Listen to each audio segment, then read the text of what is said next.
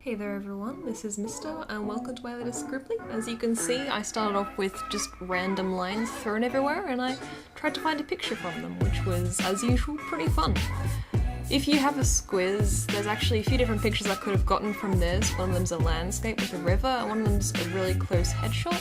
And the last one, which I've chosen here, I really got the motion of the hair of a lady from this particular one. That's the piece that I decided to roll along with because I did feel like drawing a person, and especially I felt like experimenting with the face a bit, which I feel turned out in quite a fun way. So if you've seen the thumbnail, you'll probably be able to see that I think I've been influenced a bit by the fact that I've been playing Disgaea a lot lately, which has been ridiculously fun. I sunk so many hours into that game when I was little on the DS version, and now there's a version of it out on the PC, so I can revisit my terrible time wasters of childhood, so that could be either viewed as a good thing or a bad thing.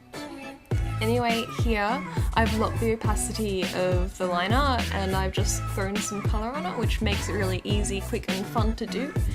As you can see, I actually took my time a lot with this piece, but it only took me an hour. I wasn't really expecting it to go anywhere, but I got quite excited with the way I dealt with the face. So that's the reason this is up there here actually, because it's quite experimental, quite fun, quite different, but really, really fun. And absolutely, if you're having, some difficulty coming up with new things, or if you're getting a bit bored with how you're doing things, not just art, with anything, try experimenting, try doing something new, try turning it upside down and seeing how you can shake it up a little bit, because it really gives everything new life and is super duper fun. I feel like I've definitely talked about this before, but dude, it's awesome.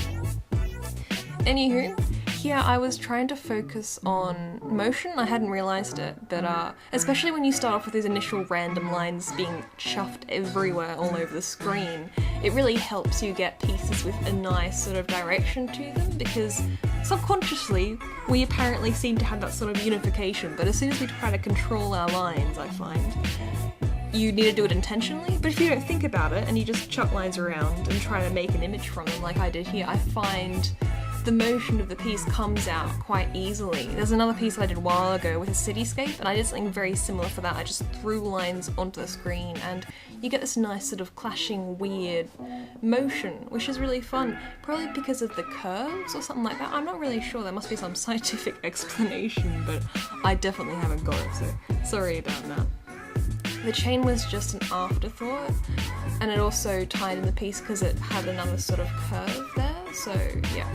And how I did the background was, if you look just before, I had the grayscale figured out because I knew how I was gonna want the background to look, but I also wanted the colour, so then I put the colour layer on top as an overlay, just as a quick little tip there if you wanted to be able to do that yourself.